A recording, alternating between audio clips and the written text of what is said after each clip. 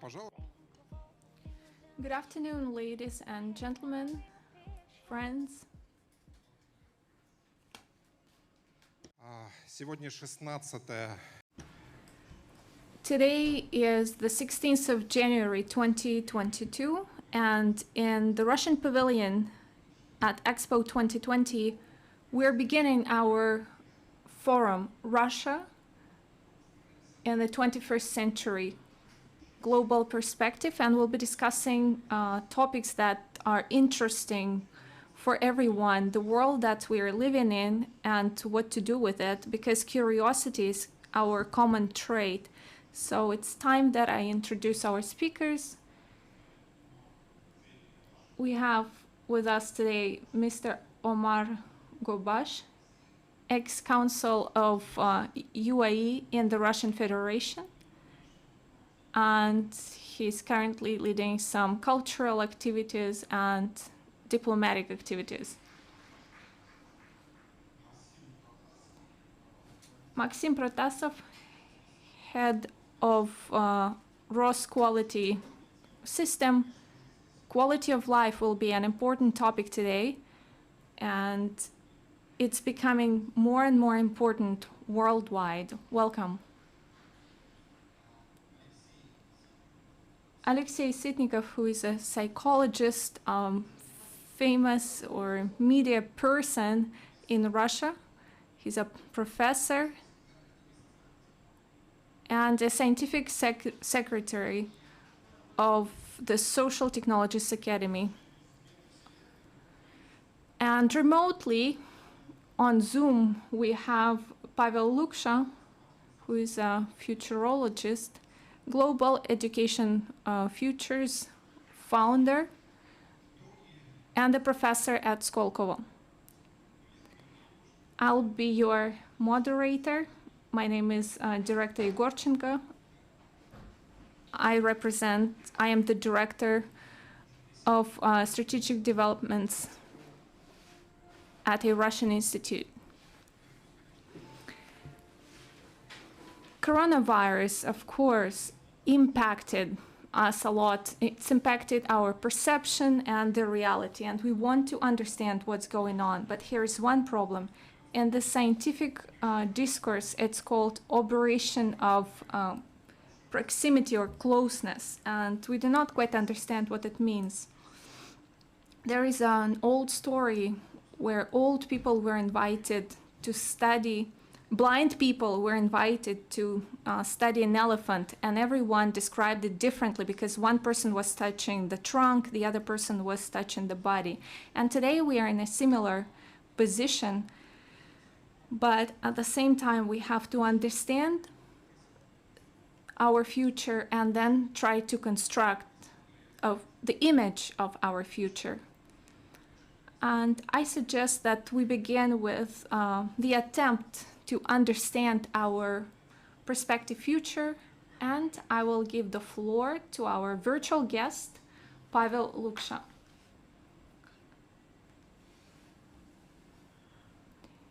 I am happy to be here. I don't know which language I should be speaking. It depends on our audience. And since interpretation is provided and most of our audience are Russians, I will be speaking in Russian. Dear colleagues, I would like to ask the organizers to set up my screen. Thank you for the opportunity to be today with us and share some of my insights from the work that we've been conducting for several years. First of all, why it's important to be speaking about long-term future. Because in fact, in this turbulent time, there are many crossroads, pathways, opportunities for investments, education, political development. And in this sense, the regions, countries that will suggest the view on how to tackle these issues those will be the leaders in the 21st century. And our team, our community, thinks that Russia has all that it takes to gain this leadership. And we should understand that the 21st century will be the century of massive changes that we can only foresee in a very limited manner. To imagine our future, let's look at the past. About 100 years ago in Europe, let's see how people saw their future.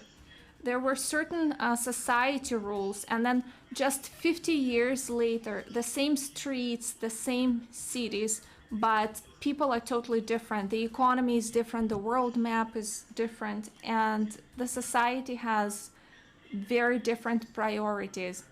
And so they've moved to the nuclear war era, decolonization, and many other problems.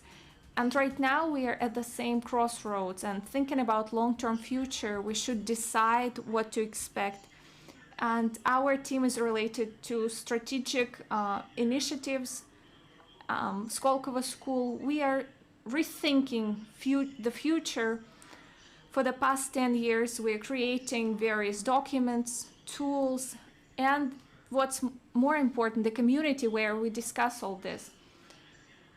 Thank you so much that you began with the pandemic, because in a sense, the dynamics related to COVID leads to volatility of the society model today.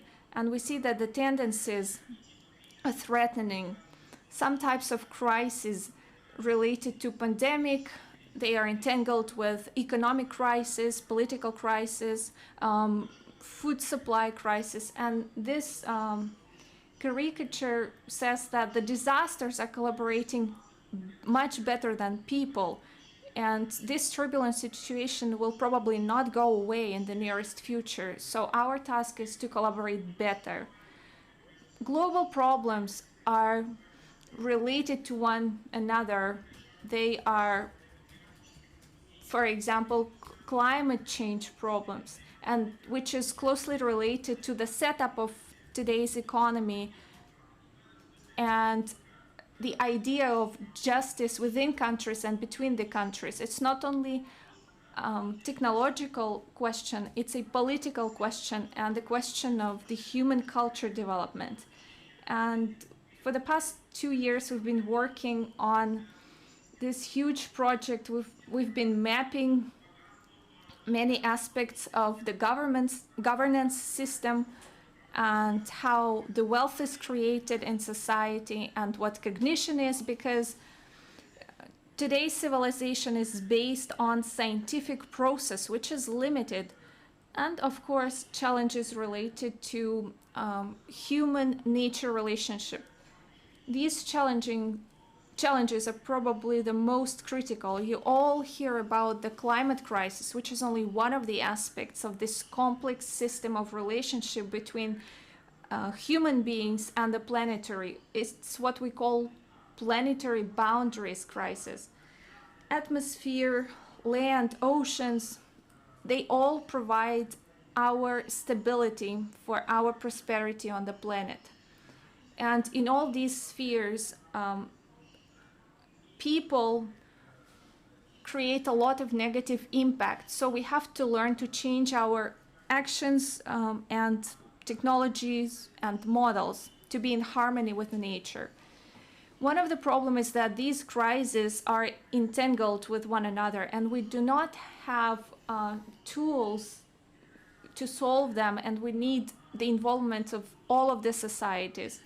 So there might be some other ways to solve these problems. It's not enough to gather together and discuss how we should manage climatic crisis, because it's all about investment and management of all people on Earth. So eventually the solution is not only about politics, but it's also about the involvement of all of the parties that deal with global problems. In the future, we see this tsunami of challenges that is aggravating throughout this century. It's related to ecological challenges, technological challenges, including lethal technologies. And if we start solving these problems one by one, we'll be destroyed by this tsunami. But if we start looking at the root problems of why our civilization is moving this way, we will find the answer. We will have to find a new form of collective existence, which we can call a new civilization paradigm. We cannot guarantee that we will find this paradigm, but there are many prototypes already, that is preliminary solutions that can form eventually this new model of civilization. And it's similar to those massive transitions in our history. For example, the birth of industry era. And this transition we are having now is even more massive. So speaking about the future, we should be discussing technologies, and it's in fashion right now. We are all speaking about what AI will look like, what will the metaverse look like, and it changes the rules of the game. But long term, it all will be part of the infrastructure of our planet. And the question is not what technologies we use, but why we use them. What's the model of our economy, how the society is managed, what our values are. And here we have 4 qualities of this future reality that allows us to solve these massive crises. We should build the economy and the governance system that help us regenerate as a society and the planet. We should make sure that these systems are more and more intelligent, and we should accept that the world is very complex and not non-linear. And we also should have this holistic approach, holistic outlook on the priorities of our future. The important thing will be the welfare of human communities and the planet in general as the global task of our civilization. And eventually we should understand that this more harmonious way of coexistence of people and planet is the strategic answer to the challenges of the 21st century. We should find a form of civilization that will be harmonious towards the whole world. And it will also give an opportunity for each individual to develop, because the economy of the future is also about realizing the potential of each person. It's not about consumption, because the consumption-based economy is what we will probably move away in the next 10, 20 years. What's important for us to move to this setup of society? We need prototypes, we need space, special territories. For example, the UAE is now creating NEOM city, and I took part in the design of this system. In Russia, we also created several eco-policies, eco-cities, where we can model the civilization of the future. These models are very important, and within these models, education is extremely important, because it solves problems that we will face during our next step. So education should be one of the critical tools for this changing world. In conclusion, I want to discuss some of the insights of the research that we have done with multiple international participants. So we have 7 stakes. One, first, Russia is a huge territory, and it has a very diverse ecosystem. And so humankind should learn to deal with the various ecosystems. We should look at the potential of the territory, not only in terms of the resources for export, but as a set of knowledge and unique features of the territory that can create value. Currently, we are even developing this carbon farming. Second, proactive role in the energy transition, which will be one of the biggest projects in the next decades. We have several systemic replies, such as hydrogen energy that is being developed really fast now, new forms of nuclear energy, for example, fast breeding reactors, which are ecologically safe, and many other solutions for these energy transitions. We have multiple solutions in terms of high human. These are solutions in education and medicine, and our ethnical diversity and the ability of these people to coexist within one territory is also very important in solving global problems. We are developing the territories of advanced development where we can create prototypes of future civilization. And of course, Russia can be the provider of global security in a very general term. For example, food supply security. 40% of farming lands are still empty, so we have the potential to intensify agriculture, and the territory of the country is very fit for farming. Then transportation, and especially with the opening of the Northern Sea route, communications, quantum computing, it all solves the problem of stable communications on the continent. And then export security in terms of protection, which is also part of our package that we want to offer to the world. We are also the provider of global solutions in terms of emergency situations, because we have a lot of experience here. We can help our partners around the world solve emergency situations. We can help them deal with emergencies, and this is our value proposition.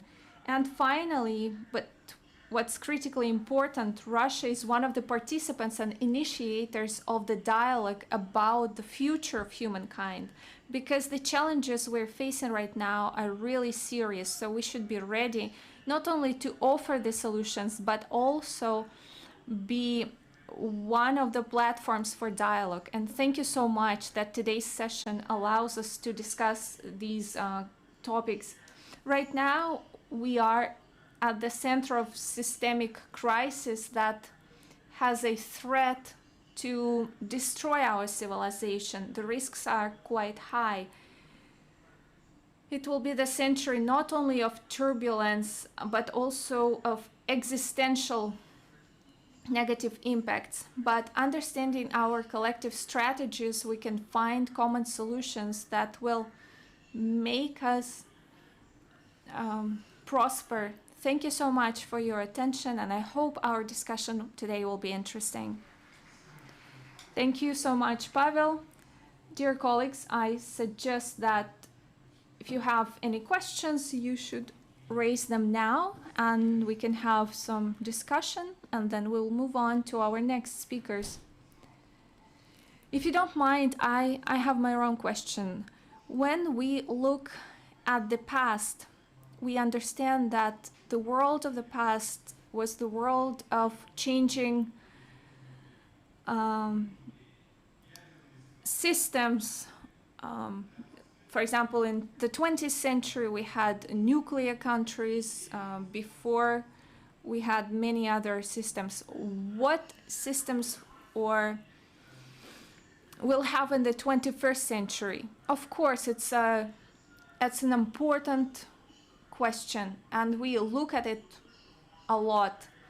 The society requires more and more cooperation today. That's why stable cooperation systems require 1.5 to 3 billion people. So we will not have many massive systems on the world. So we will move from imperial thinking to some other form of setting up our societies. So microblocks, that we call them, are based on several factors. In the past centuries, the first question was military power. Now it's economic and technological power and the ability to create new meaning and cultural models. And so today the leaders of such blocks are those who possess those technologies, transport technologies, food supply technologies, everything that can make this macro block develop in the long-term perspective in order to solve global issues. Since you mentioned these macro blocks or islands, what are they? Because the classifications are very different. We have two major players that have come to the fore, especially during the pandemic. We have Anglo-Saxon bloc, and then China and some satellite countries, I would call them. All others are candidates to become such islands. They are right now not capable of creating this island of cooperation of 1 billion people. So Russia is one of the candidates. It wants to be such an island, such a system of cooperation, but we cannot move further into this process without the cooperation with the world players. So candidates are the European Union, Russia, Brazil, India. They have billions of their own population and the population of the neighboring countries. So right now we have two major players that we already have. And I want to emphasize that we are not speaking about military power. We are speaking about technological, humanitarian power and the ability to create order within their territory. Of course, order and security. Sometimes we even forget what security is. It's basically the ability to live without fear. When you promise somebody that they can live in security, it means that they will live without fear. Any other questions from the audience? All right, then we will move on. Thank you so much. Some people say that Russians are secret historical materialists or probably even Marxists. So we have discussed this historical basis, and now we'll be speaking about the human thinking and how a person will be developing in the future world as a very complex entity. So I will give the floor to Alexei Sitnikov, futurologist, spoke a lot about robots who will conquer the world. So we already had some fear, but now at the 21st century, at the beginning of the 21st century, we see that it looks very different. It's not that robot will conquer the world, but it's the other way around. People are more and more like robots because we have programs to control society. We have SMM technologies. We know that Google keeps giving us contextualized ads. Is there this risk of a person becoming a robot? First of all, thank you very much, Pavel, that you have set the framework of our today's discussion. It's always very interesting to listen to his presentation. He has marked a lot of important aspects. And now back to your question. Indeed, we are speaking about new anthropology that should emerge. The person, the human being, will have a total different place in the world. And it's important that when we create artificial intelligence system, we do not forget about the human being. When we create the education technologies, we should not forget that it's for certain group of peoples. I will quote Lord Robert Skidelsky, who said, "How will we be living in a society where people who do not work have a lot of money and at the same time they do not go crazy?"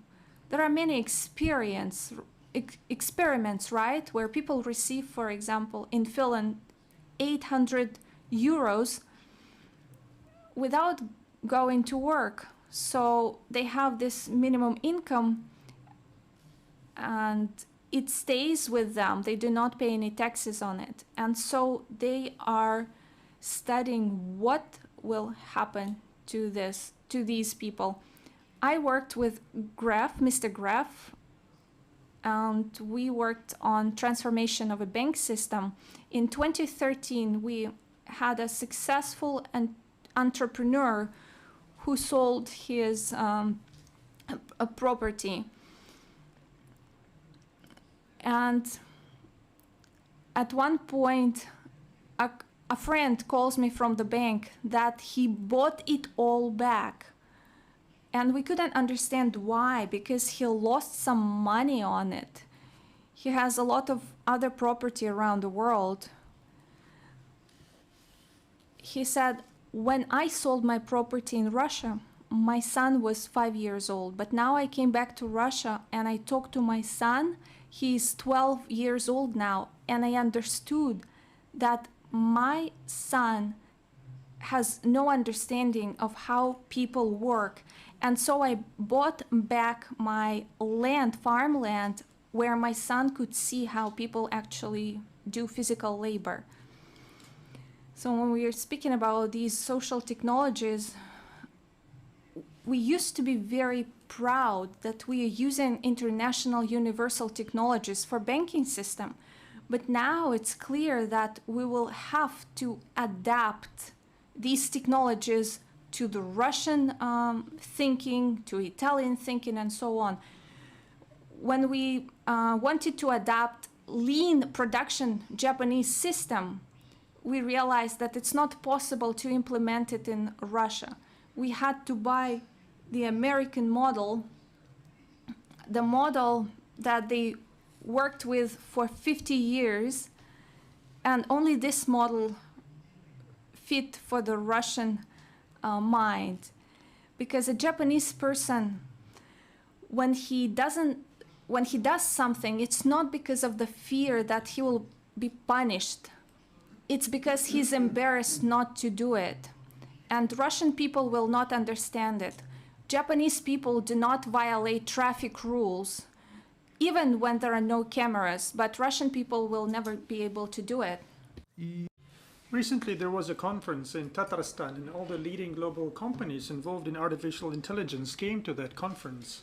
And they delivered fantastic presentations. Just think about the sort of presentation that could be delivered by Yandex, Google, Facebook, or Apple.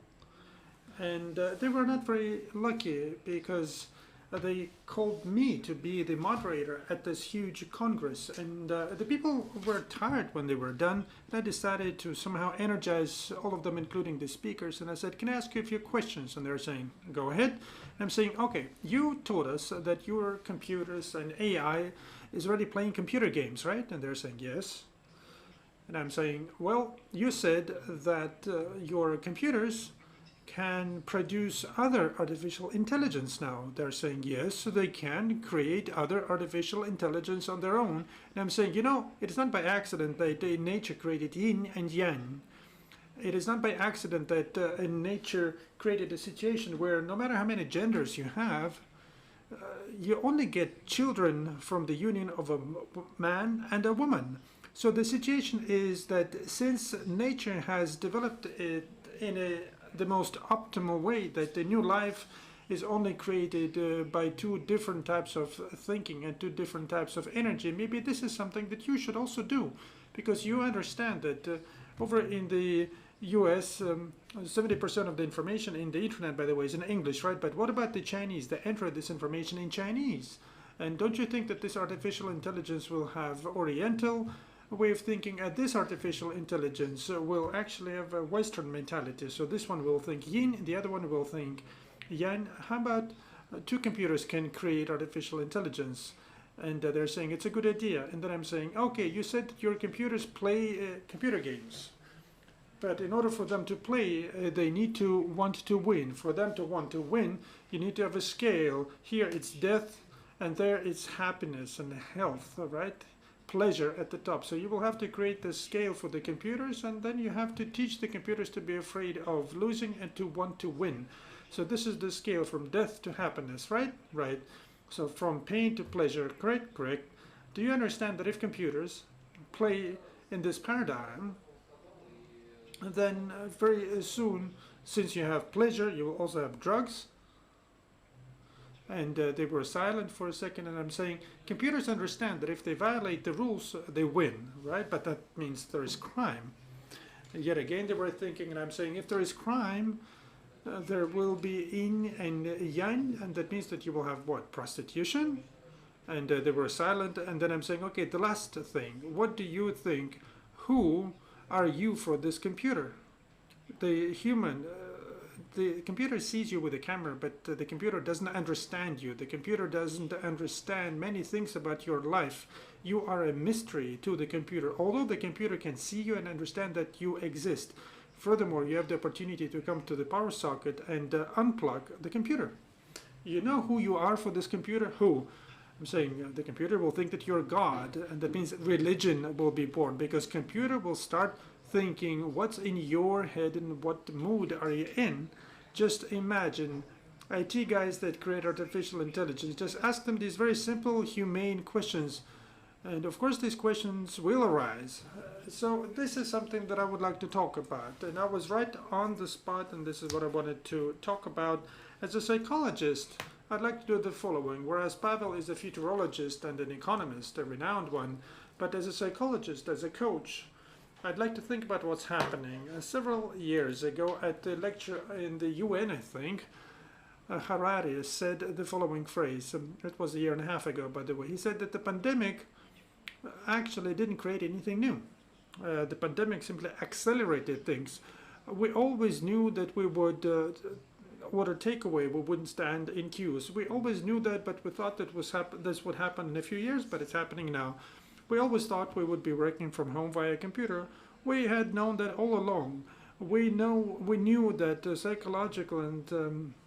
psychological diseases would outpace all the other diseases. The WHO warned us about that a long time ago. We knew that, but we didn't think it would happen so fast. And this post-traumatic stress that I can see among my patients as a psychotherapist is very pervasive. During SARS, there was a clinic in China where they had 500 patients that were isolated in the different rooms. They couldn't communicate with each other. And then 3 years after that, after just 1 month of isolation, all of them had increased consumption of alcohol. So that was post-traumatic disorder and stress, even after 1 month of isolation. But we don't know what's been going on for 2 years now, right? And no one understands what's happening. And This is all artificial. The virus is artificial. No one understands how it is going to evolve. So the pandemic has accelerated things. Now let's think, what did it accelerate? 30,000 years ago, human tied a stone to a stick. That's very recent, right? 5,000 years is the age of the pyramids, and 30,000 years ago, a human thought how to create the first tool by tying a rock to a branch. And when the humans started using that, they realized that for a man it was simply more convenient to use this tool, and that gave the advantage to the male type of thinking, the yang type of thinking, male type of thinking, and this is what gave the advantage to those that had more internal force, inner force.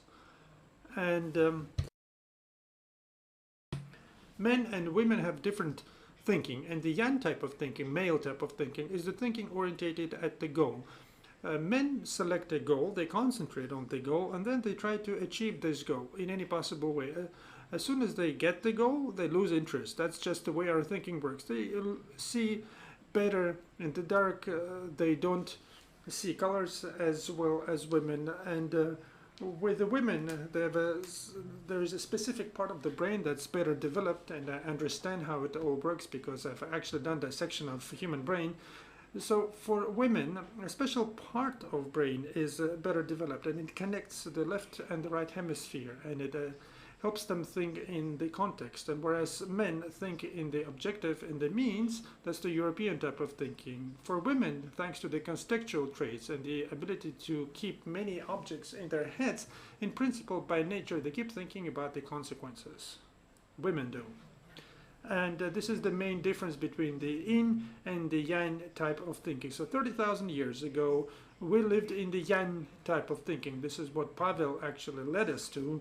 And the strength defined victory. Strength defined victory.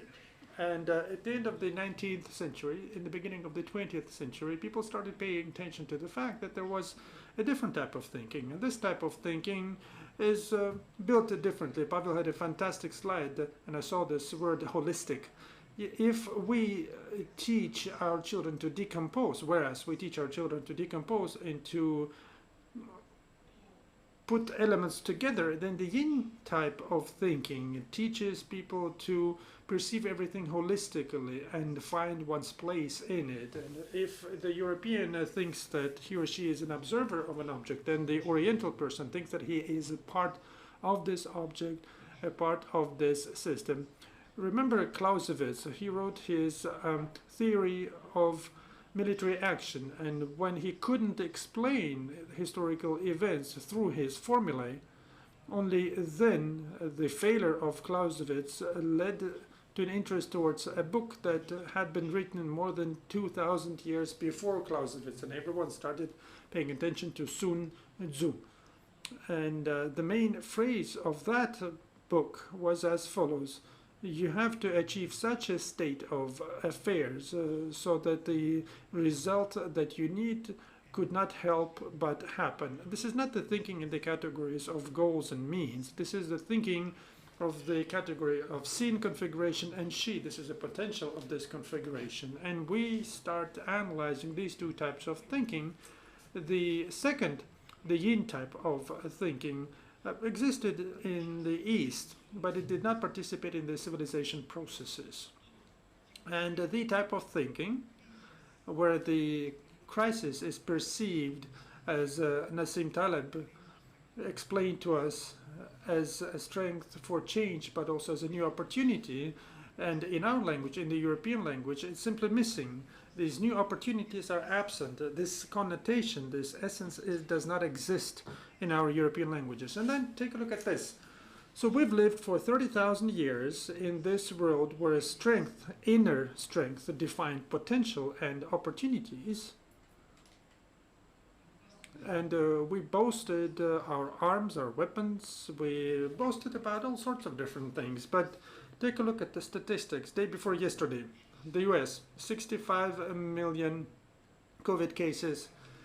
China, where it all started, only 104,000 throughout this time. Only 104,000 people were infected.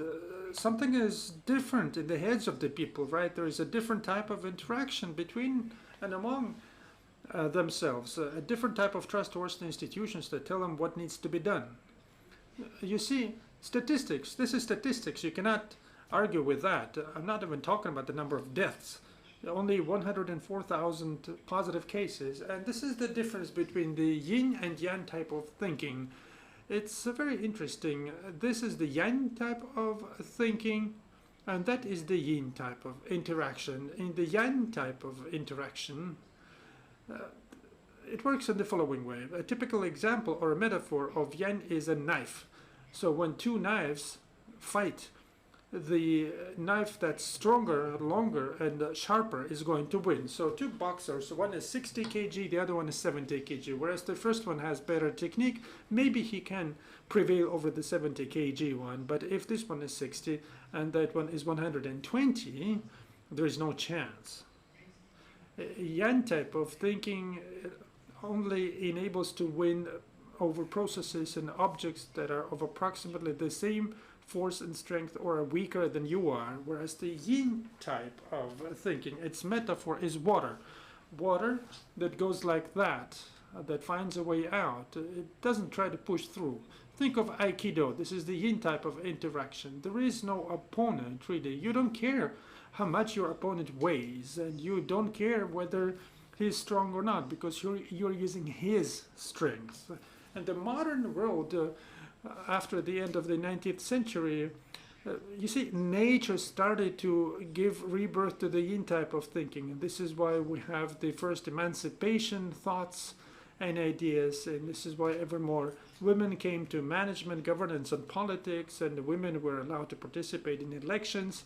For some reason, neither America nor Europe recall that, but in the majority of countries, women only got the right to vote in mid-20th century. So there's ever greater number of women in politics, and statistics shows that if the parliament has 5% more women, then the probability of conflicts for this country goes down by 5 times.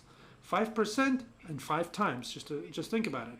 So we can see that women are going into the spheres that create essence, create meaning. That's culture, politics, governance, fashion, and the model here is the following. The same in healthcare, by the way. Oriental medicine that people are paying ever greater attention to. I was very happy that I learned from a leading Tibetan doctor, and that's a different type of medicine. We had a patient, and it was a boy, 4 years old. He couldn't sit, simply couldn't sit. Couldn't sit, so he was barely alive. And Taotan listened to him, spent about half an hour next to him, and he said, call his parents. And I'm saying, what did you find? It was the pulse diagnostics. And I'm saying, what did you find? And Daldan tells me, call the parents now. The father is about to leave the family, and when he leaves the family, the boy is going to lose his kidney. What sort of a textbook could I read such a thing in? Is there no linkage? We can feel that there is a link, there is a connection, but there is no textbook that would holistically explain how this all happens.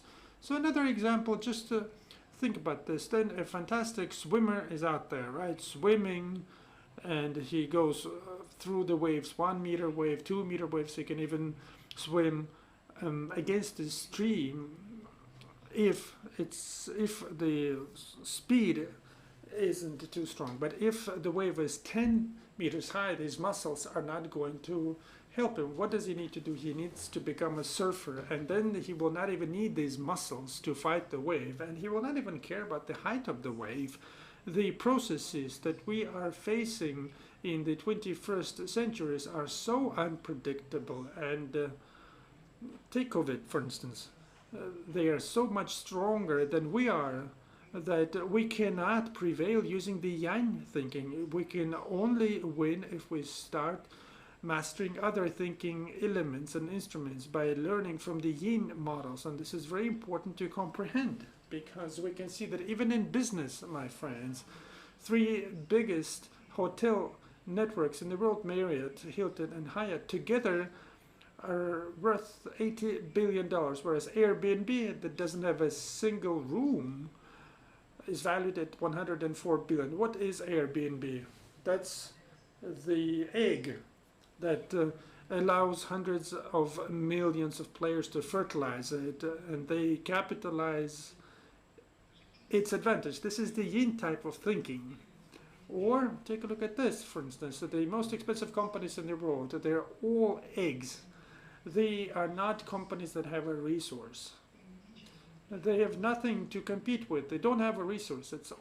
They're all platforms. They don't have anything that they would own. Uber is valued at 300 billion. They don't own a single car, but they are valued 100 times more than any transport company that owns coaches, roads, and cars. So the world is moving towards these energies, and nature made the decision that it's time to bring back the yin type of thinking into all spheres of essence. And first of all, nature started bringing women into this more and more by engaging them in politics, public governance, and business. So nature has felt that the speed, and by the way, this is what Pavel also thought about right now. So the nature has felt that the speed and the increased number of the types of thinking where people are going to be thinking about consequences is not enough, and nature has made this decision to give birth to the female type of thinking even in a male body. Otherwise, nature thinks it will not be able to save humanity. This is a funny thing that's happening right now. It's not clear how is it all going to play out. Fortunately, we are in a country where, just as in Russia, they have a correct understanding of gender issues, because in London they have 71 genders, 71 sexes already. So we must understand that we need right now to learn to think differently. Otherwise, we will face problems that we will not be able to resolve with force. There's not a single problem in the world that you could resolve with force at the moment. So Americans have been to Afghanistan. Okay, we have been to Afghanistan. Both of us had the same result, right? No matter how strong your army is, you cannot resolve anything using this. There is not a single issue that you could resolve with force without any consequences. We have to resolve issues differently. And people keep talking about this VUCA road, volatile, uncertain, complex, and complicated, but the VUCA is first of all about learning to learn. Learning to learn and learning to change. And the last thing, just one phrase, the creator of the internet, Tim Berners-Lee, 2 years ago on the 30th anniversary of the World Wide Web, he said, what we have created is not what we intended to create. That means that obviously we will be witnesses in the next few years to principal changes in the internet, because the internet that we are using is not in line with how we are built. The internet that we are currently using was created following models that had the objectives of war, the Cold War, the expectation of the nuclear apocalypse. So when you simply had to connect hundreds of computers with wires to be able to transmit information. So these protocols have become obsolete, and the internet that we're using now are not in line with the needs of the society. We can see that, we have seen that there is no joint activities there, because this is the way we are built, this is the way we're organized. On the right hand side is the society and the interaction of people in different social interactions, but the texts and the instruments are linked through this attributive linkages. So a person who comes to visit me at home can ask me for a book that's on the shelf. My child can come, take it without asking, but the person who goes out in the street, he sees this book, but he doesn't have the opportunity to ask for it. Why? Because owning this book is the consequence of our relation.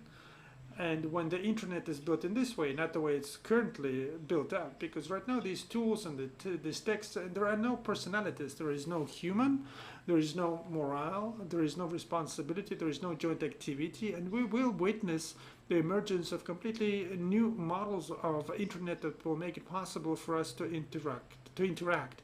And this internet will address the tasks that we were talking about. So dear friends, thank you very much for your attention. Thank you very much, Alexei. A very complete and a very emotional statement, I would put it this way, with a very good message, humane message. Do you have any questions, dear friends? First row, please. Microphones, please. The speakers have to use microphones for interpretation purposes.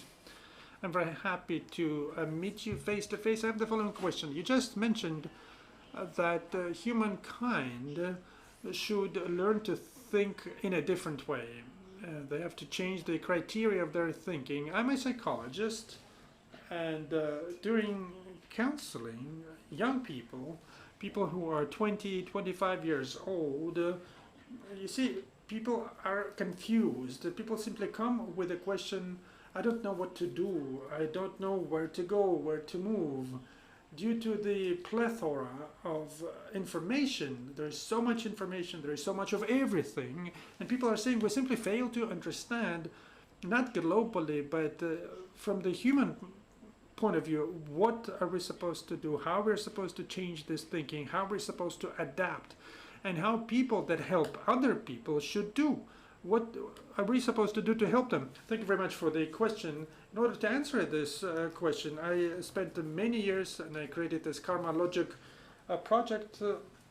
The project that starts with a book about the results of crowdsourcing experiments where 300,000 people participated and they actually sent their own covenants of their world outlook. But the deepest changes in a human being are the world outlook changes. You can give a person any techniques and methodologies, but if the outlook isn't formed, it's not clear how this human being will be able to use them. In the internet you can find anything, but if you don't have the picture of the world, if you don't have your own outlook of the world and your place in this world, then the fact that you find the internet, I don't even know where to place it in my head.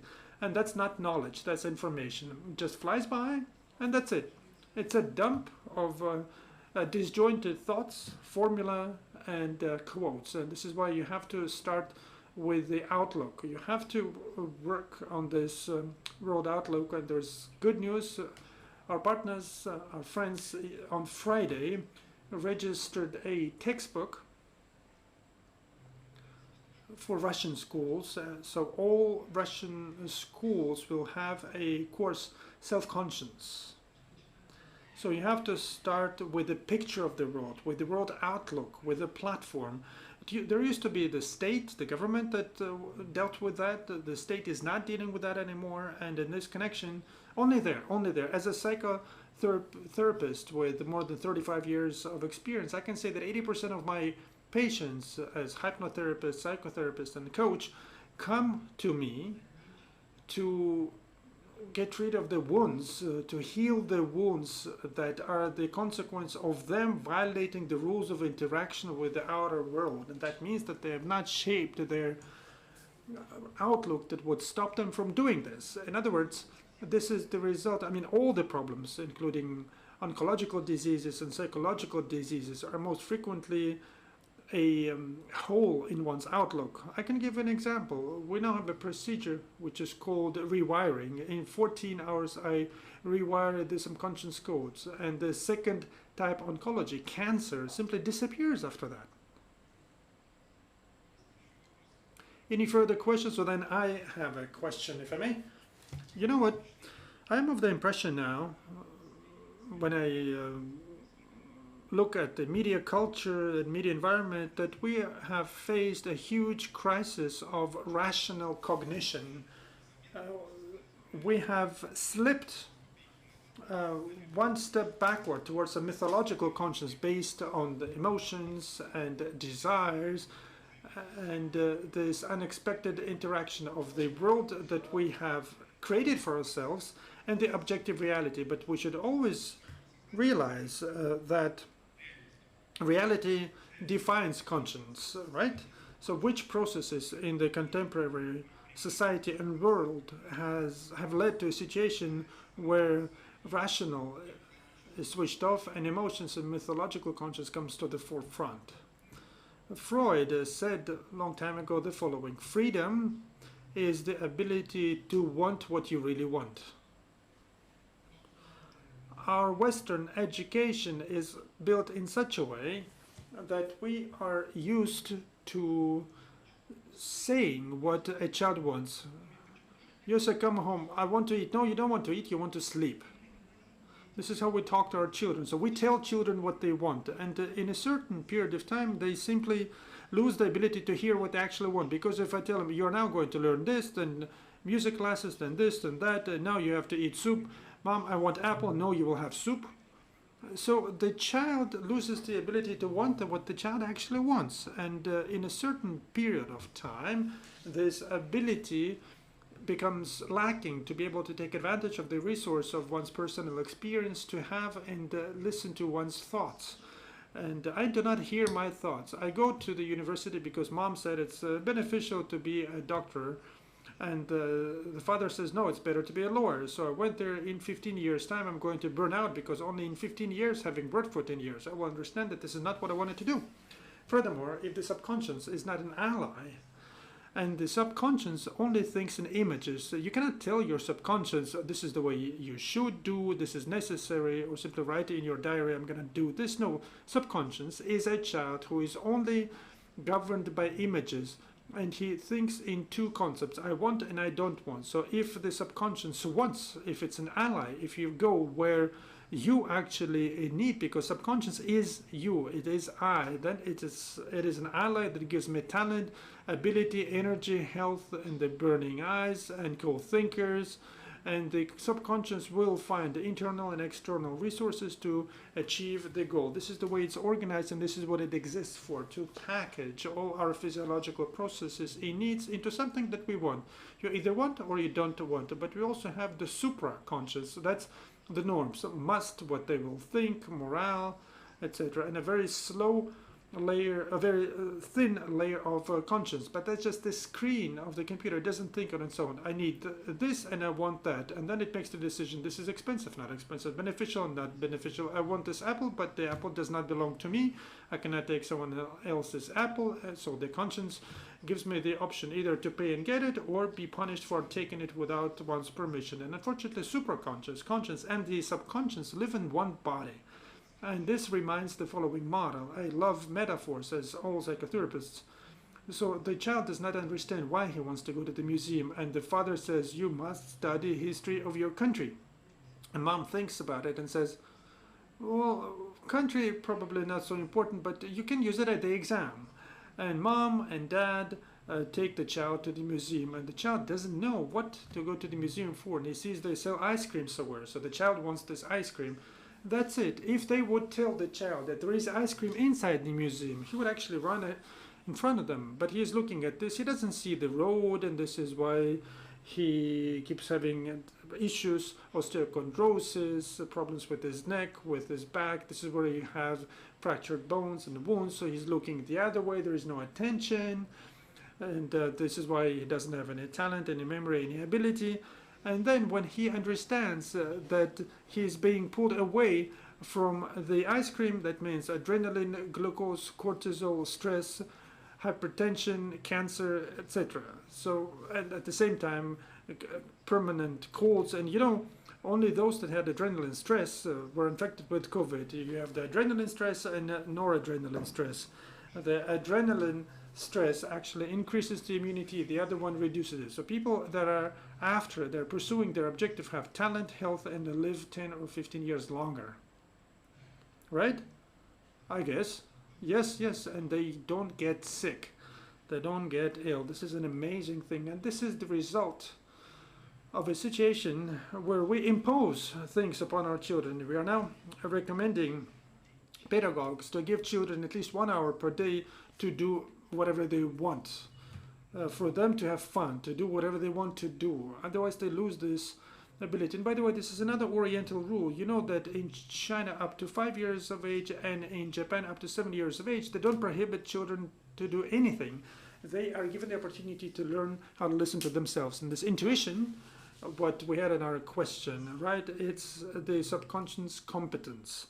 The unrealized competence. That means that the brain hasn't built the structural connections. It doesn't really understand the logic, but the subconscious, using the experience, already understands the linkages, and only then you have this intuition. It's impossible to have intuition in nuclear physics if you haven't done anything in this sphere. But when I'm dealing with something, the conscious hasn't built the structures, but the subconscious already feels something, and this is when you get the ability to what you actually want, and this is freedom. besides the fact that freedom is conscious necessity, according to Karl Marx. What if the consciousness does not have tools to want? Then maybe it cannot want. No, it has a little different meaning. It means that I myself decided not to do it. That is why I am not stressed that my right of choice has been taken away. So basically, it's me who have made the decision. So there is no stress. That's how we ended up in the world where there is no rational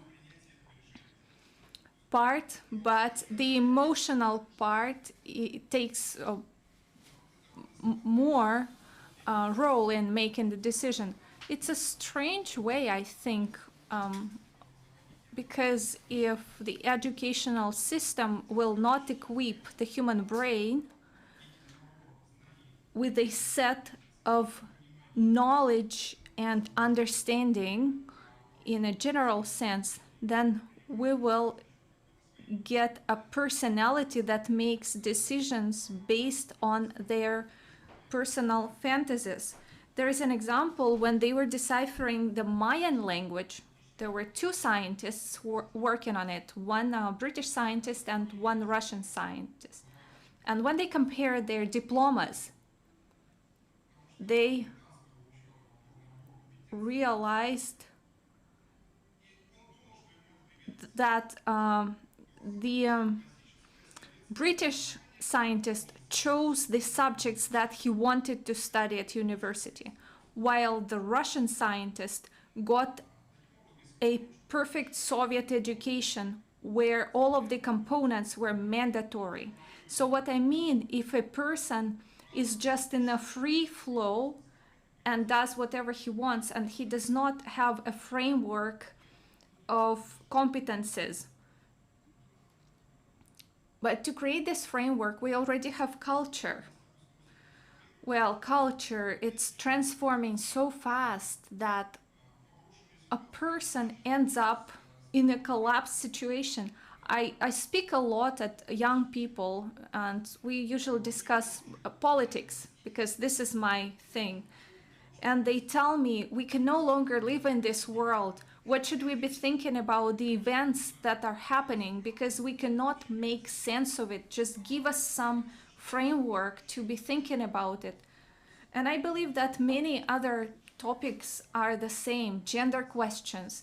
If a person within the culture ends up in a position where there is no right or wrong, top or bottom, there is just the internet where everything is available and accessible, then we end up in the situation like we are today. I do agree. Thank you, Alexei.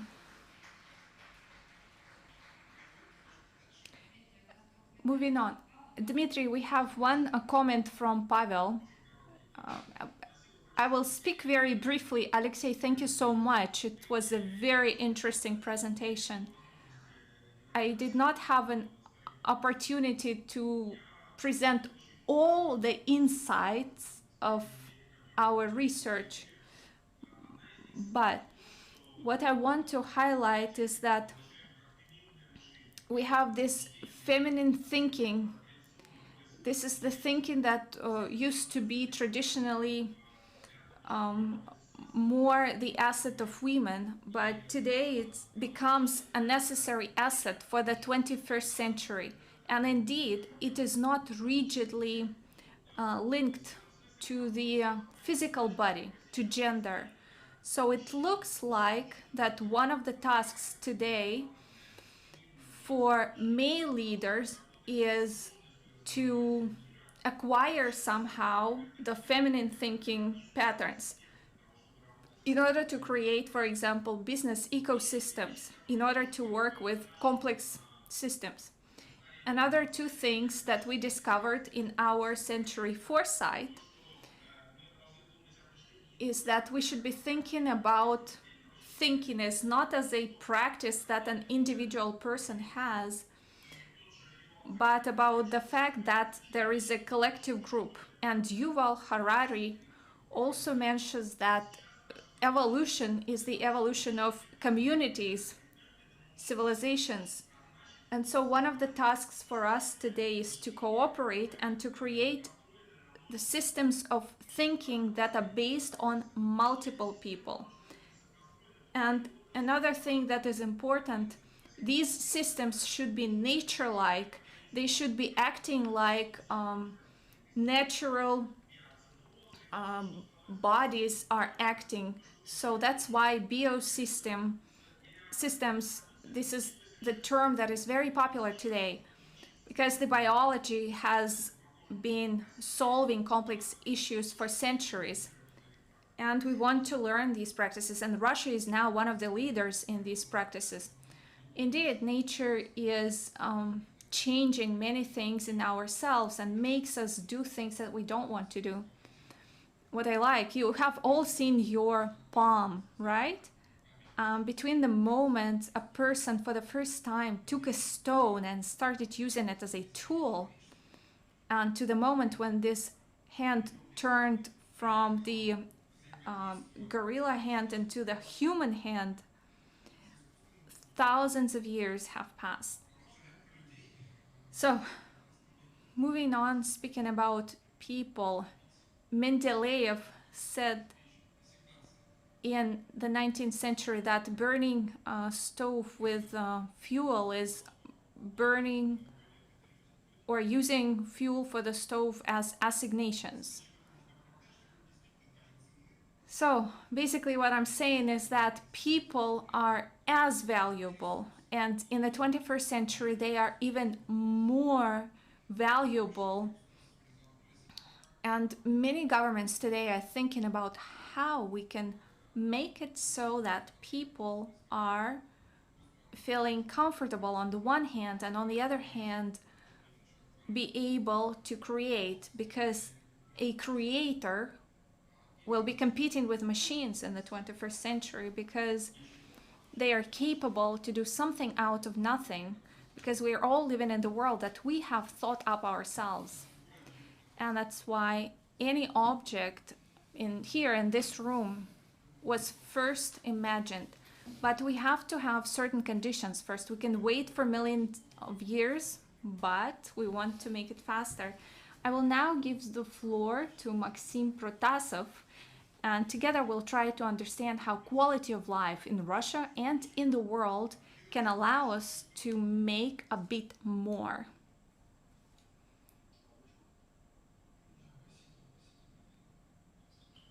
Dmitry, thank you so much. Dear colleagues, welcome. So I will continue to be a visionary here. We are structuring the future today, and it's very interesting.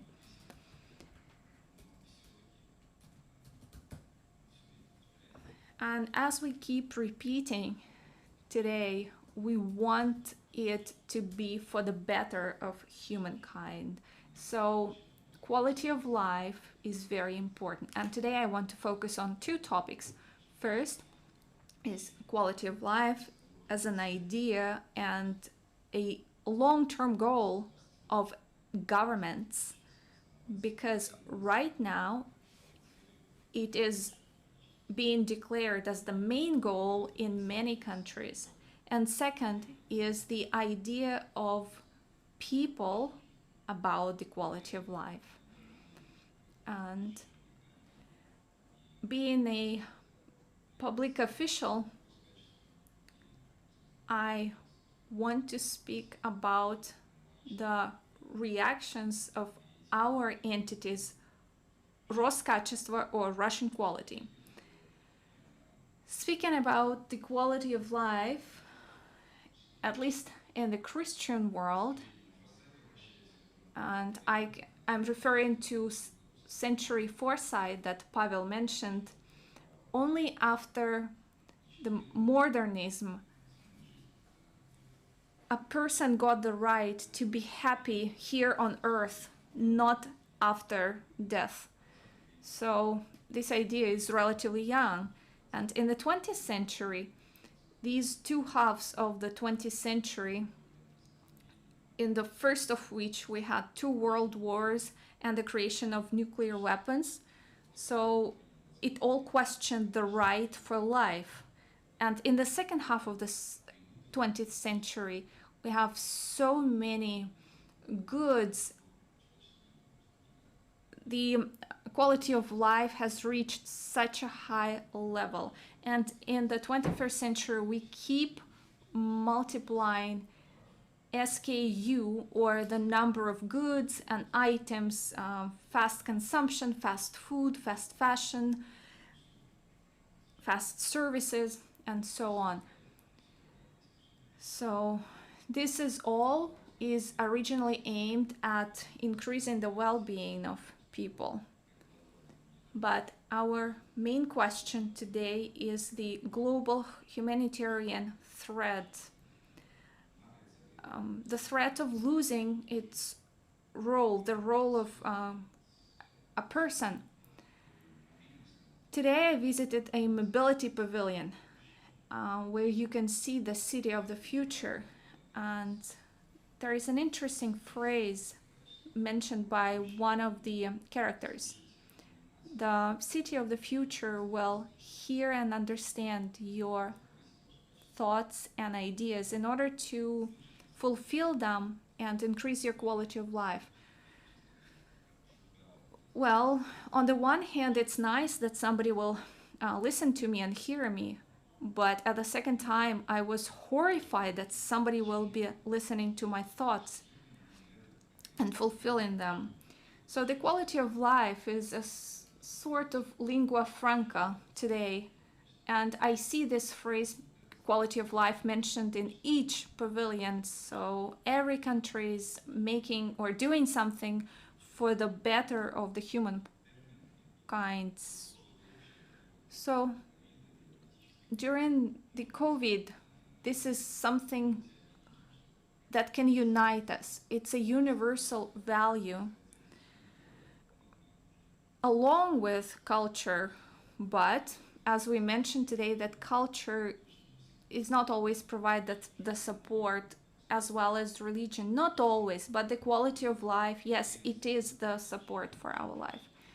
So we compete among the countries to provide more for the welfare of our populations. And it describes the brand of the country, the attractiveness of the country for living, for investments, for soft power, for creation of its own island or cluster. All this is based on the quality of life. Now, a couple of words about us. In Russia, it's a social government, social state, and the quality of life is based on our main documents. These are national projects, strategic tasks, as a separate document to increase the quality of life of the population, and also an efficient system of national institutions, so that on the market we have good quality goods and services. And then the Institute of Quality, Rus Quality, that was created in 2015. This is the institute that improves the quality of processes, goods, and services. In this sense, for us, it's really important to get down to earth with this elevated task and create very practical tools. Speaking about the quality of processes, it is implementation, the best, the most efficient quality systems in our enterprises. We mentioned today Kaizen, lean production, and many other models. This is an attempt to change the mentality of Russian business management, to find the tools and solutions to increase the efficiency of the Russian business. I know, and we have this symbol of Rus Quality. It's a holistic system of checkup of Russian enterprises. I I know that in Dubai there is a similar model, a holistic model that is mandatory for all companies. All companies should go through this quality assessment. So more than 3.5 thousand companies has been through this quality assessment process. And I believe that all companies should do it. We have a working mechanism of checking quality of products and services, and we inform population about the quality of these products. We create ratings. So we want to have not infantile consumers, but rational and well-informed consumers. We have some small pictures on this slide where you can see that we conduct classes and have university training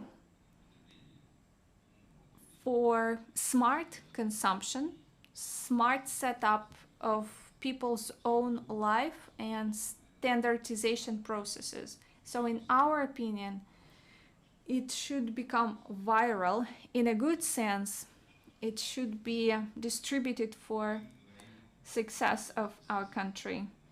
But since we are speaking in visionary terms and we're speaking about Russia in the 21st century, so I will tell you about the work that we do within the European territories, European Organization for Quality, Asia Pacific Quality Organization, and we always discuss what we should change in our approaches based on our national standards or mentality.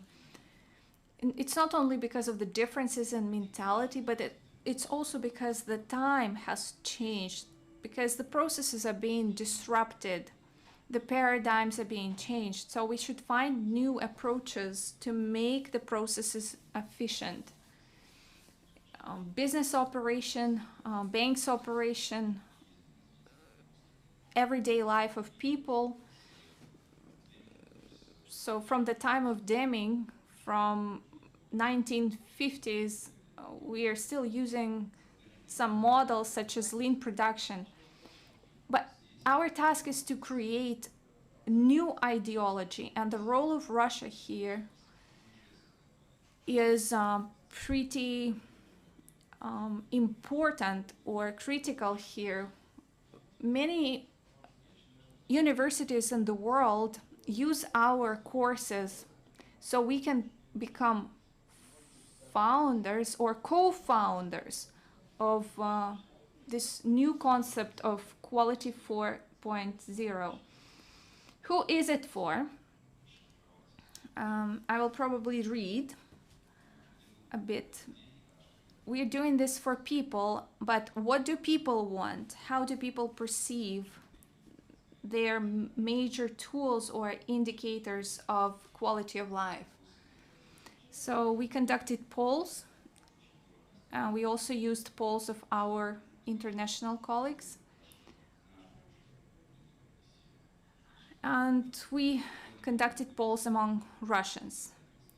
So global trends, what people expect from business: responsibility, then sustainable development or ESG, obsession with security or safety, and we see it a lot, especially during the pandemic, because people are now thinking way more about themselves and their health, and that's how they perceive the goods and services. They also want to see comfort, so they demand a lot from the goods and services. There's a blending of this border between physical and digital, and even right now we are in this hybrid mode. Next, getting closer to nature. People want to spend more time outside, and they take their health seriously. Then the priority of personal interests in life, not only focusing on work. And finally, smart consumption. It's not only because countries are experiencing disruptions in supplies, but not only because people are becoming smarter, they save more, but also because people are just tired from this multitude of offers and new products. People are no longer as crazy about new products. So speaking about Russians, amazing statistics. 85% of Russian consumers think that responsible production is very important. More than half of Russian consumers take the quality of food seriously. So some of the figures are even higher than the average figures in the world. What do we do here? We should, of course, react to the change in demands because the population pays taxes, and we should do good for the people. So first we react to the changes in the demand for the goods, and we inspect these goods and we provide ratings. Right now it's masks and hygiene products. And some of the products receive this state quality sign of Russia, and it increases the sales from 30 to 50%.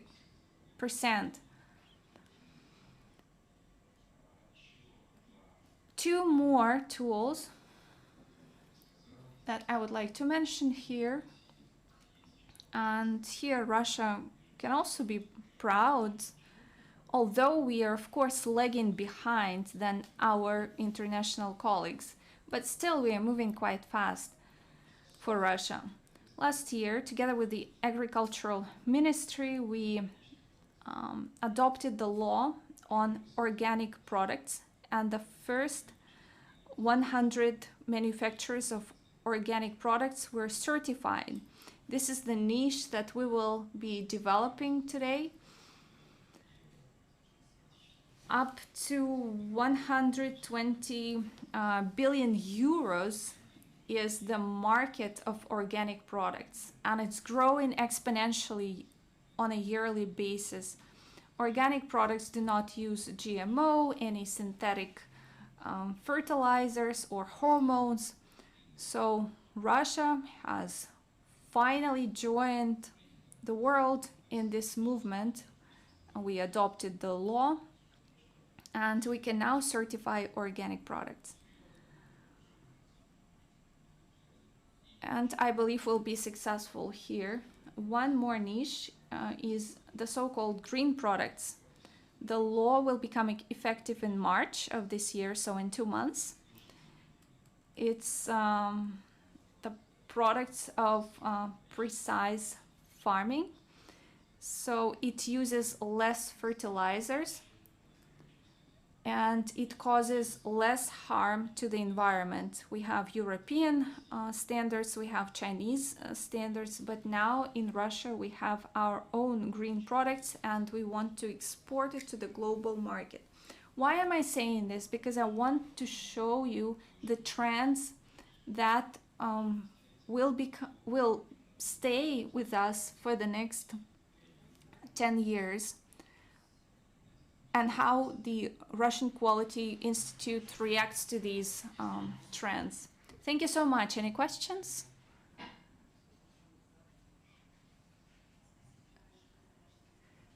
Thank you for a very interesting presentation. I'm happy to hear that the quality of food is being monitored in Russia.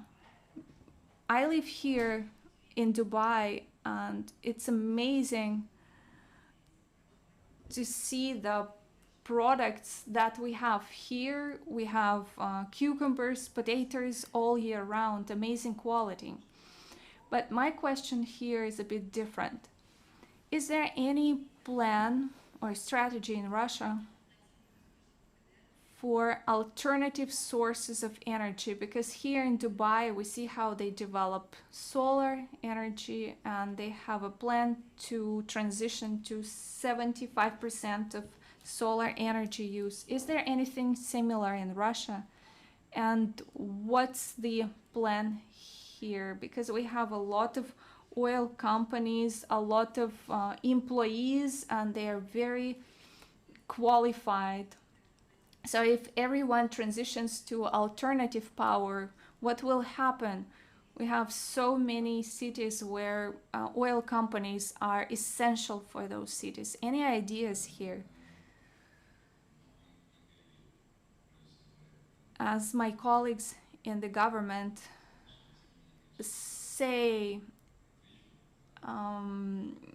it's not quite my area of responsibility, but from what I can say is that traditional fossil fuels constitute a major part of our gross domestic product and taxes, and they play a great role in the everyday life of people, of course, as you said. So my idea of this is that the transition will not be as fast. Second, companies that are currently producing oil and gas, they already have their ESG strategies in terms of sustainability and reducing carbon footprint. So they're using the tools and plans that are being discussed in the world. And we see such ideas in every pavilion. Of course, we will have to be using the competitive advantages that Russia has and not lose them. We should understand that smooth transition will be happening, but I hope that the development of technologies will help us not to lose profits from this. A couple of words, if I may. In your question, I heard this word, if. What if they stop using oil? We can ask many ifs. And even if they stop using oil, we still have petrochemicals. And when we are speaking about green power sources, we should be thinking about their economic efficiency. Today, representatives of European Commission are speaking about atom or nuclear, that it's also green energy. And in terms of nuclear, Russia is doing really well. So this question does not have an easy answer, especially when it gets to people. I hope by the time it happens, people will already have transitioned to other activities. Let me just jump in with a couple of words. We should think about it in a broader sense. Mr. Amar will be speaking now, and we can ask them how they managed to get away from dependence on oil and gas, because it's an amazing example of what the country has achieved within 50 years. No wonder you live here, because it's an amazing country. But the problem of new types of energy is not just about solar panels, that they are not fit for every part of the world. The problem is that we cannot save energy, but we can save wood, for example. So when wind generators create this energy, we have to learn how to store it. And when we start creating the storage facilities, turns out that the storage facilities are more dangerous for environment. Сохранение энергии. And there aren't that many ways to conserve and store energy. If you install a 20-kilometer long battery, for instance, to simply ensure you have a peak energy supply for Moscow that's even worse than a nuclear bomb, what will you do with cadmium, with lithium? Right, there's nothing you can do with them. And the second thing that you need to understand is that right now the best way to store energy currently has only 50% coefficient of consumption. In Sergiev Posad we have two lakes. When there is too much energy, for instance, they pump the water to the upper lake and then it goes down to the hydropower plant. The loss of energy is 50%.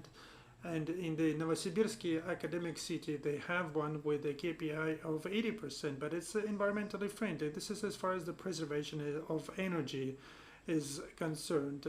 It's not about the fact that we don't have ways to produce energy. There are no ways to conserve it, to store it. And speaking of nuclear energy, you need to understand one thing.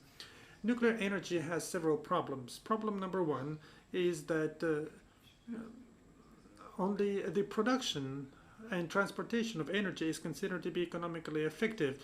If you take a look at the production of enriched uranium, for instance, where, for instance, convicts work, that's a different authority, a different body, and it's not taken into account in prime cost. And the Ministry of Education also has to prepare and train qualified specialists. That's also not included in the prime cost. And then for 200 and 300 years, our grandchildren will have to pay for storing the waste. In other words, from the point of view of economic efficiency, you really need to calculate this entire long tail of things. Well, as it was already mentioned in one old movie, we all have our own deficiencies. Colleagues, let's proceed now. The topic of humans and interaction between human, nature, environment, and economics, I think, has been well discussed.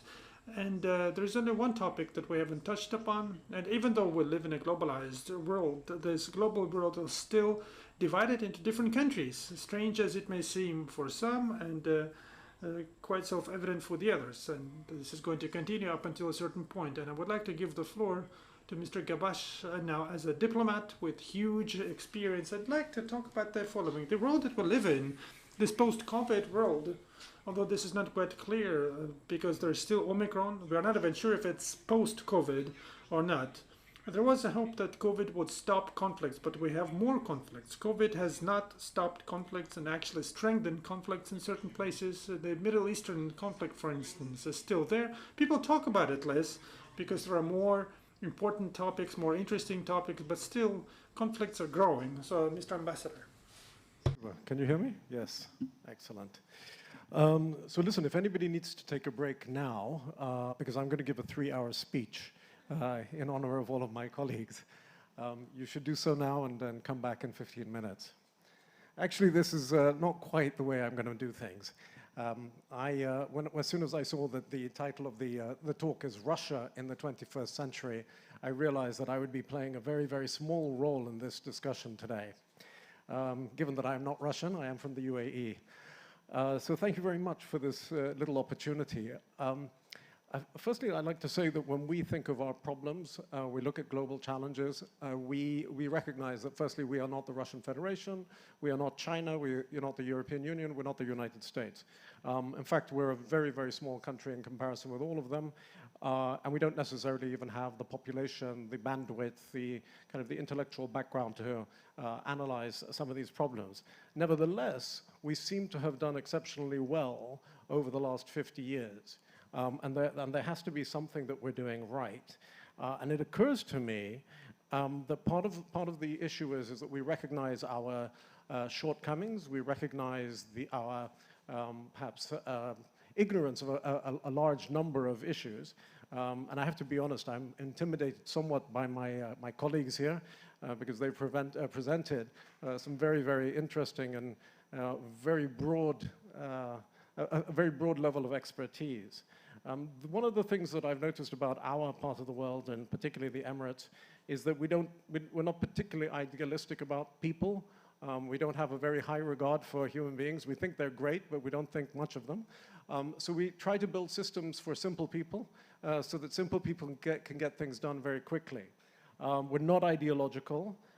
If anybody kind of shows off about something, goes on too long about something, then we put them in their place. Most of our approach revolves around results. What kind of result can we see?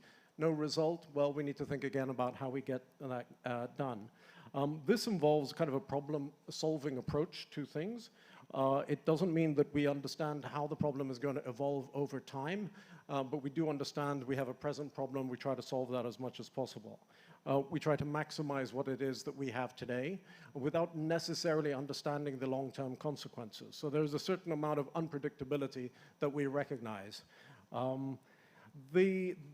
Specifically when it comes to global challenges, there is a key problem. One of them is that a lot of problems today are cross-border problems, whether it's ideology, terrorism, the climate, security, disease, and migration. And at the same time, there's a tremendous amount of tension globally between the US and Russia, and the US and China as well, which is causing a great deal of pressure on very small countries like ours, where we're asked to choose. Well, we're not asked to choose sides. We're told which side to choose, and it's actually, a very difficult thing for us to do, given that a lot of the things that we need come from a whole set of different countries. So in a way, small states like the UAE can appear helpless in this kind of global battle. But at the same time, because we're so small, we have a certain agility. We're able to move very fast.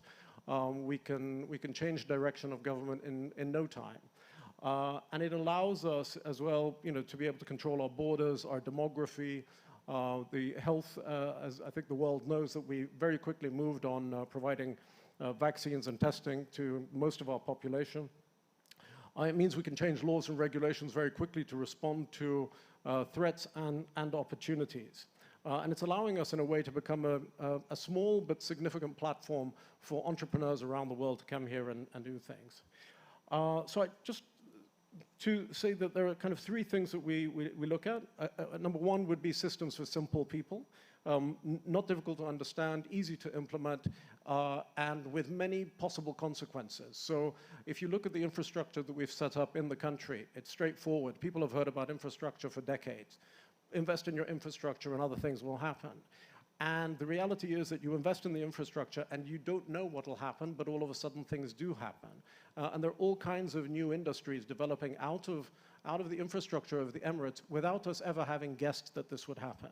So when we looked at developing a space program, Dubai, for example, did a survey of what kind of companies operated within the Emirates in this field. And they discovered that there were 50 companies working on space-related projects that actually the government had no idea about. And so this is creating ecosystems without even knowing that they can exist. And it's relying on other people's money, interest, and dedication. So that's one thing. The other thing is, there are a lot of problems that we cannot avoid. It depends on huge agreements between very powerful countries. So what is the second stage of action that we can take? If we can't avoid those problems, then we're going to work on mitigation, minimizing the effect of those problems on our country. So if you take the whole idea of Islamic extremism and sort of the revolutions across the Arab world over the last 10 years, we were very interested in the outcome, but ultimately we look around and we say, okay, these are very large demographic ideological forces that we won't necessarily be able to have any control over. And so the best thing that we can currently do is to safeguard and maintain our own borders, our own internal kind of security, and make sure that we present a different example to the region of what can be done. And then lastly, I think one of the really important things that came out of COVID is the idea of speed. And this is now becoming very evident in our government structures. We've already had 2 cabinet reshuffles in the time that COVID came up.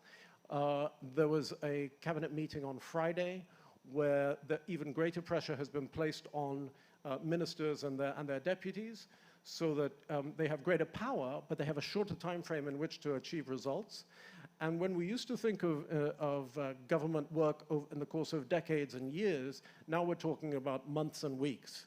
And that, in a sense, it kind of parallels what you see happening with blockchain and all of the crypto universe. A lot of those guys are also here, and unfortunately it's all guys, but a lot of them are here and they're bringing a lot of their thinking as well. They can't plan 6 months in advance. They cannot even plan 3 months in advance. They're working day to day, week to week.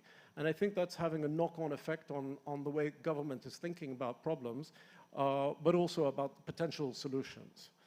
And there's my 3 hours. Thank you very much for... Thank you very much. Questions, comments? Mm-hmm. Thank you, Your Excellency, for this great information you gave it to us today. My name is Nawar Abdul Wahid. I'm the CEO of Eurasia Gulf, which is we are doing business connection between Russia, CIS, and UAE. As an expert in UAE-Russian relations, I would like to ask you, actually, even I listened to many programs for you about cultural diplomacy, yes. Which is you has been doing it online. It was been great, actually. Thank you. And what you can see the future between UAE and Russia and CIS countries in general, and especially in education, ICT sector, tourism, yeah. and bilateral trade. And that's all. Thank you very much. You're doing the business I always wanted to do. But I couldn't because I'm a diplomat. Well, I think there are tremendous opportunities in the ICT field. I think there's, you know, this whole idea of the golden visa and the 100,000 coders visa. There's a tremendous desire to see young experts coming to the Emirates and setting up here. And I think there are tremendous opportunities for them. I think Dubai has declared that they want to have 10 unicorn companies over the next few years, over the next 10 years. You know, I don't see why they shouldn't have 10 every year, to be honest. When it comes to culture, culture is always actually very difficult, I discovered. And so I prefer to think of mentalities instead of culture. So it's actually getting people to mix with each other through tourism is one way, through business is another, and then through, you know, sort of just general conferences as well. Dubai and the Emirates as a whole is tremendously dependent on Russian tourism. So if anybody treats you badly, please call me, because, you know, you're actually the gold that keeps us going. I did want to say about oil and dependence on oil or you know, hydrocarbons. I had a very interesting, there was a very interesting debate amongst a number of ministers where the question was posed. True, 70% of our income is non-oil derived. And so the 30% that is oil derived, okay, it sounds good. If you remove that 30%, if you remove oil from the equation, if you shut down our national oil company, what remains of the 70%? And there were two different views. One key person said our economy will shrink to nothing. And the other one, who is not related to the oil sector, said our economy will do very well nevertheless. And so it's actually a very important question for us. How are we really defining our dependence on oil? All of the countries around us are dependent on hydrocarbons. And a lot of money is invested in the UAE that is coming from other people's sale of hydrocarbons. What happens once you remove all of that? Now, we're still trying to focus on the idea of becoming a global platform, a knowledge-based economy, one of entrepreneurs, and it's a big, big question for us. How do we move to that situation very quickly and make oil insignificant for us? But it is not as straightforward as saying, hey, it's 70% non-oil. We still have a long way to go to extract oil from the economy completely. Thank you. Other questions? No questions? Thank you. Thank you so much. Well, we're working an hour and a half already. So, знаете что, я предлагаю... You know what, I propose the following. I'm going to entertain you a little bit. And this is very fashionable right now, right? It's called infotainment. When we learn something, and understand something, and then we also entertain ourselves. So my presentation, if I may, I will try to sum up what we've just discussed on the basis of several images and quite public statements. So next slide, please.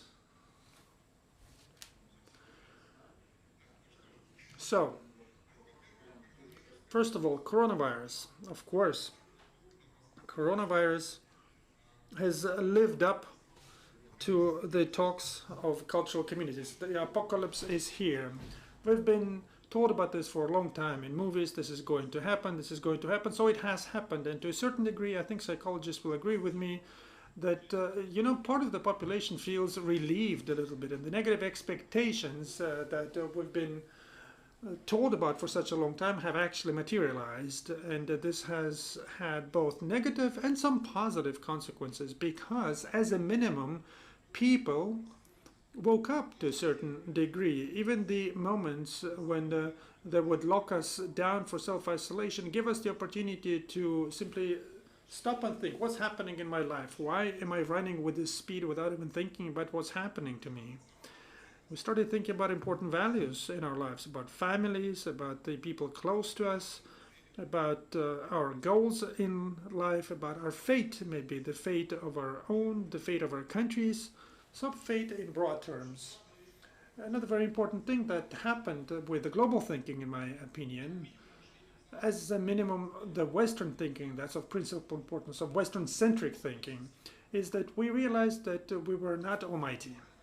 Even such a powerful system as the one that exists out in the world, the economic system and the governance system, sometimes is incapable of countering unexpected challenges. I don't really like this comparison between the pandemic and the black swan, because the black swan is something completely unpredictable, like a meteorite. So the dinosaurs couldn't think that a meteorite would come, right? Reasonably thinking. And the fact that the global pandemic is possible was discussed at length for quite some time, and that was based on objective realities, on the density of the population, increased transportation flows, etc. As a minimum, for 10 years, doctors have been telling us that this is ahead of us, and we had to prepare our healthcare systems, but yet again, due to a variety of reasons, if this was done, then it was simply catching up. Culture. Also interesting changes happened in the area of culture. This understanding of the fact that the apocalypse has changed kind of impacted what we call postmodern. People understood that it's disgusting to live in this world, and we have to start building sense around ourselves. And please pay attention to the following. Post-pandemic cinematography, including series, etc., mostly works in two directions. First is the attempt to come back to the pre-postmodern times and try to derive something from the major ideas of the modern times. And the second one is formalism. If you take Dune, that's just a formal approach. This is when the internal content is simply washed out. All you have is a pretty packing. And I think that's a dead end for the development of culture. This has happened many times, and every time culture would find something more well thought through. International politics, self-discovery, and on the one hand, it became clear that most of the politicians in most of the countries were not prepared for this challenge, including the thinking and the understanding, the realization of the importance of the problem. And the governance systems, in the majority of cases, were not prepared.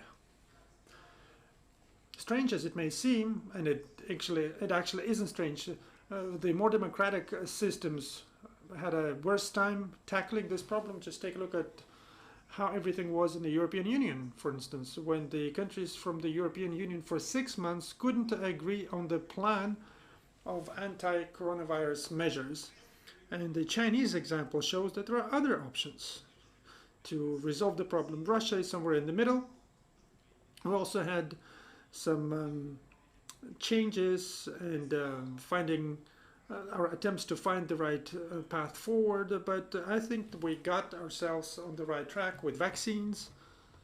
And I cannot say that we were lucky with the vaccine. We were ready with the vaccines because Russia has been working with serious studies of infectious diseases for many years. You might not be aware of this, but we had centers in Vietnam, in Latin America, that studied all sorts of epidemiological situations and different epidemics and different diseases. And this made it possible for us to create the vaccine so fast because we already had the engine and we just loaded some more biological material into it. At the same time, we must understand that currently the political discourse mostly happens between two main ideas. The first idea is a populist idea that the politician must simply feel what the people are saying and do what the people are saying. That's getting us back to the ancient Greece times, the politics of public squares. But this may have been good for the Greek cities where several thousand people would live 3,000 years ago, and that worked. But in the contemporary complicated system, especially if it's an international system, and then inside the system you have distributed economics, and this is what the first speaker was talking about.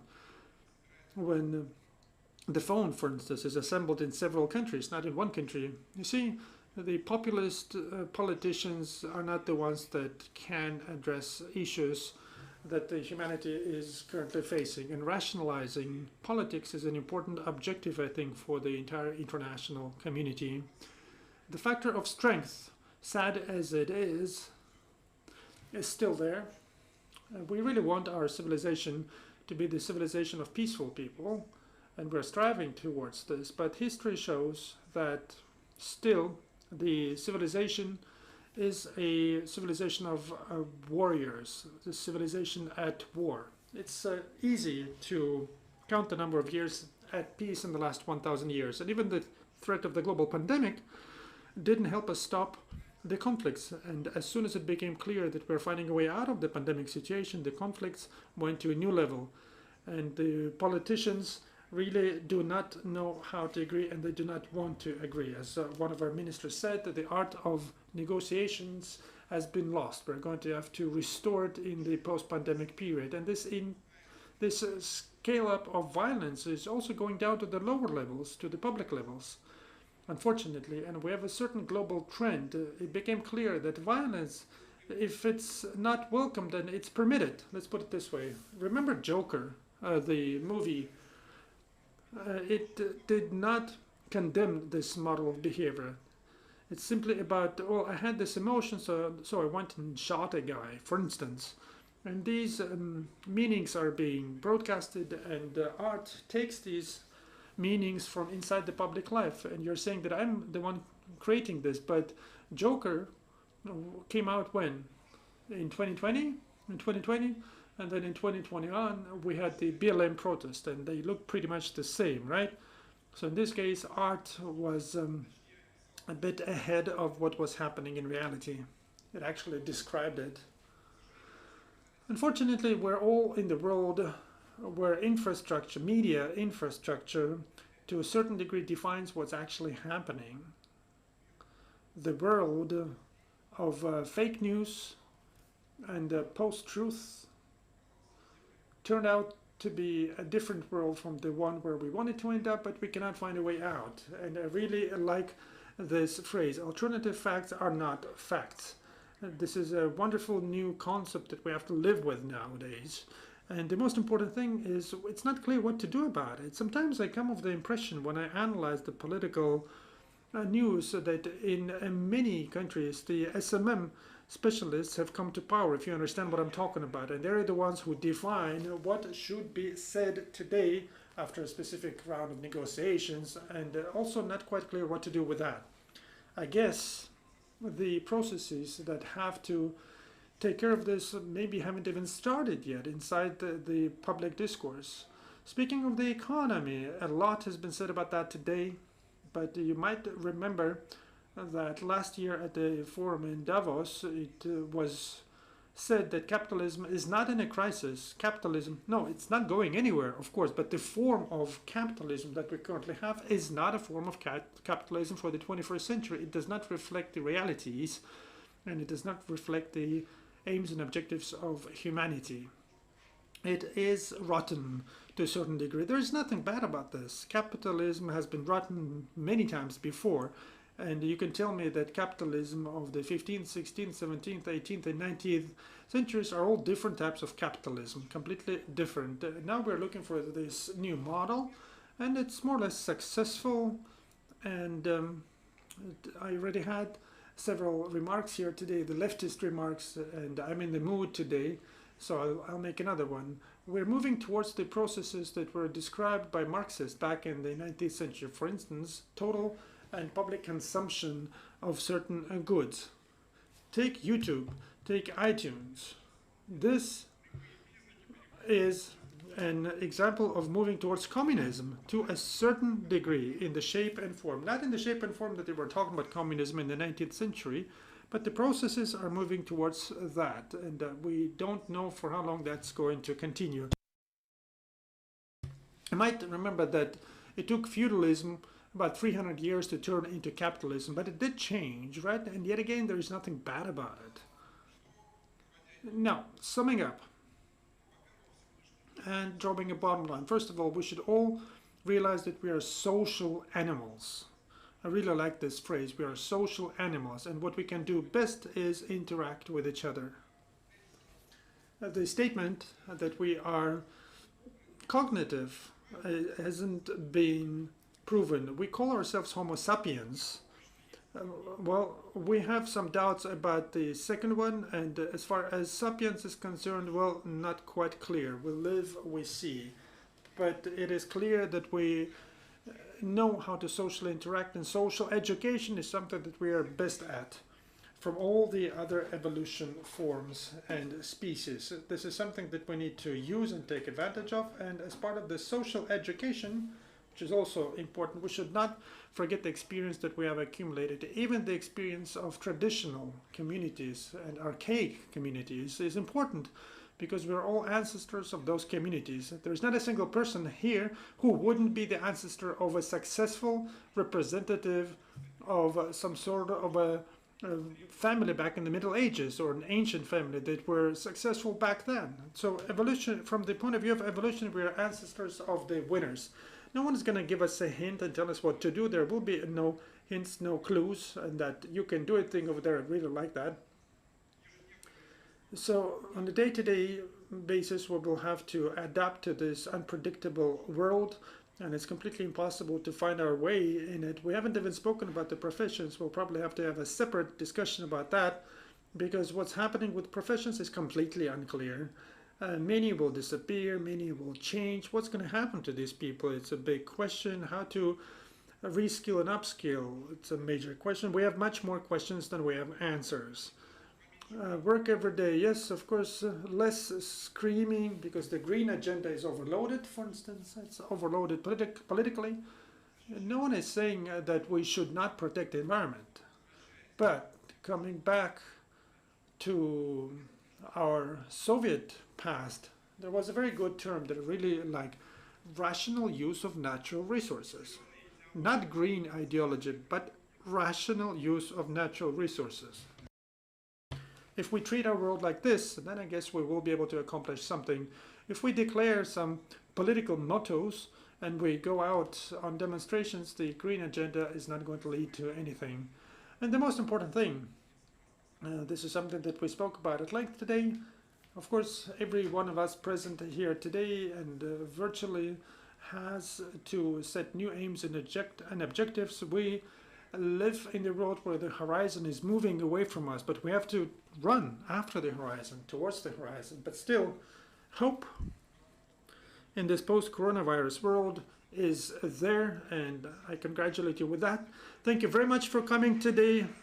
We will see how it all works out, because as you understand, everything that has to do with futurology is not a given. Let's thank the organizers for having us here, Sergey and his team. Yet subscribe to us on Instagram, YouTube, and let's thank our moderator. Thank you very much indeed.